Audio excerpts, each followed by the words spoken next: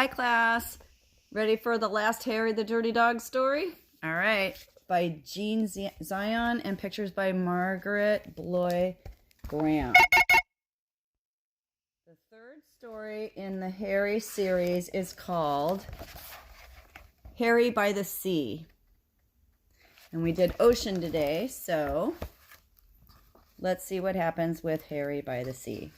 Harry by the Sea by Jean Zion, pictures by Margaret Bloy Graham. There's the family. And there's Harry. And they have all of the things they're going to need to go to the beach. The setting is outside at the beach. Harry was a white dog with black spots who liked everything about the seashore except the hot sun. One day when the sun was hotter than ever, Harry looked for a shady place to sit. But when he tried to get under the family's beach umbrella, ... what do you think's going to happen? It was too crowded, and the family made him leave. When he crawled into the children's sandcastle, ... do you think they will make him leave too? The walls fell in, and the children chased him away. When he walked in the shade that a big lady made,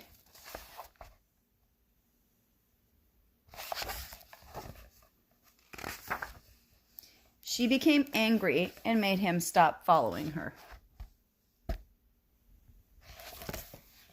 "Get lost," she said. She was very annoyed.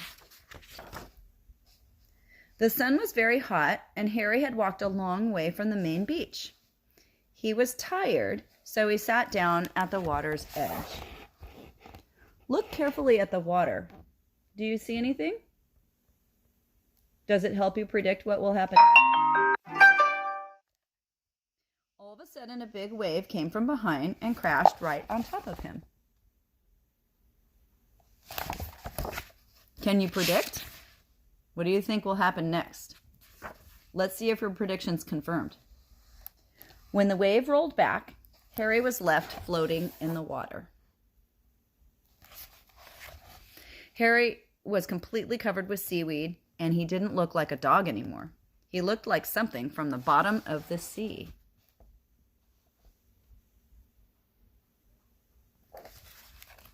Suddenly, a lady saw him floating toward her. "Help, help," she shrieked. "It's a sea monster." The lifeguard heard her and blew his whistle. "Everybody out," he shouted. "Everybody out." Everyone ran out of the water, and so did Harry. He was still covered with cold, wet seaweed. It made him feel cool and comfortable, and now he didn't mind the sun at all. He felt so good, he started running back to his family.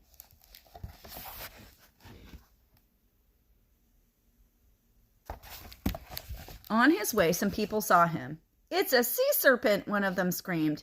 "It's a giant sandworm," shrieked another. Harry had water in his ears and could hardly hear them. He kept on running toward the main beach. Now what's going to happen? When he got there, Harry stopped and stared. Instead of just his family's umbrella, now there were hundreds of them, and they were all striped, just like his family's. Harry couldn't tell one umbrella from the other.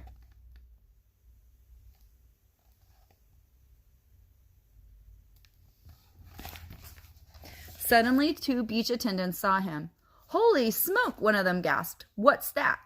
"It's a bushy-tailed sea slug," exclaimed the other. They whispered for a moment, and then they ran. Look at the seagull.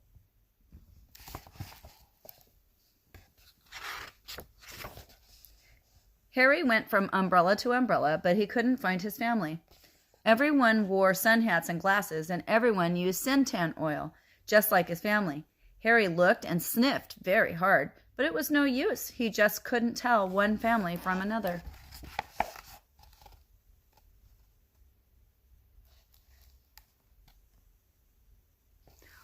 What do you think is going to happen now?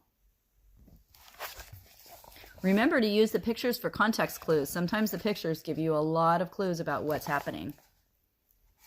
Suddenly, 2 beach attendants came running back carrying a big trash basket. They ran toward Harry. "Stand back," one of them said to the crowd. "We're going to catch it and take it to the aquarium," said the other.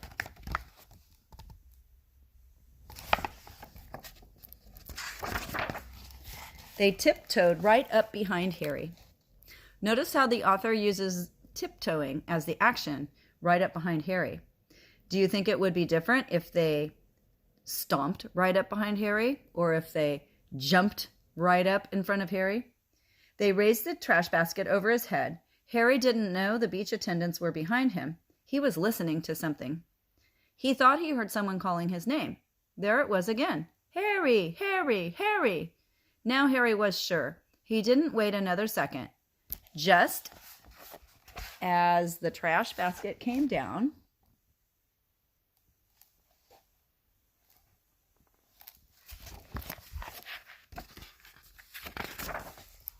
he ran. He ran right out from under the basket. It happened so fast, the beach attendants just stood there with their mouths open. Who do you think was calling Harry? As he raced through the crowd, some people screamed, some people ran, and some people did both. But Harry paid no attention. He kept on running across the beach. You know why Harry is running? I think I know why he's running. When he got to the hot dog stand, he stopped and barked happily. Behind the counter, the hot dog man was shouting. It was his voice that Harry had heard, but Harry had water in his ears and he couldn't hear very well.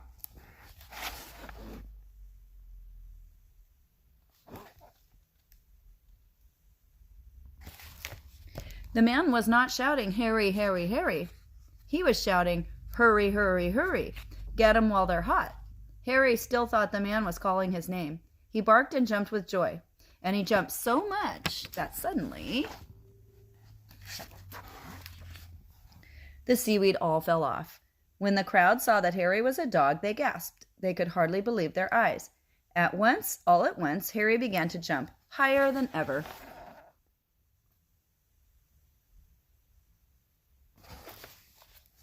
He saw the children. They were running toward him. "Oh, Harry," they cried, "we heard you bark. We've been looking all over for you." Harry was so happy he did a little dance.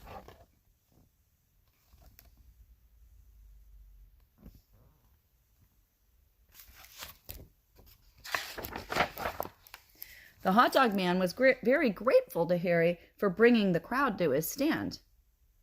Can you figure out why? He sells hot dogs and there's a lot of people. He sold all the hot dogs he had. He gave Harry a free hamburger.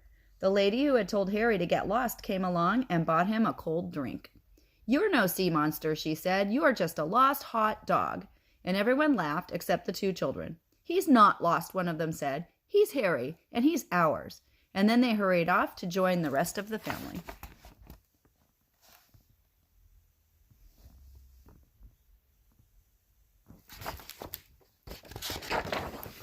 The next time Harry's family went to the beach, they bought a new umbrella. Harry liked this one very much. It was white with black spots. No matter how crowded the beach became, it was easy to find. But best of all, it was big. And when the sun got very hot, there was room underneath for them all. And that's the end of the story. Tell about a time when you went to the beach, or if you've never been to the beach, what you would like to do if you went to the beach. I know one time when I went to the beach, my kids and I took our boogie boards. They're like a thing that you lay on, and you put it in the water, and you lay on it, and then you can ride the waves. We did that when we were at the beach. We have an umbrella too, but ours isn't black with white spots or white with black spots. Ours is colorful, and it's not striped, but it's like rainbow colored, and we can always find our umbrella. See you tomorrow.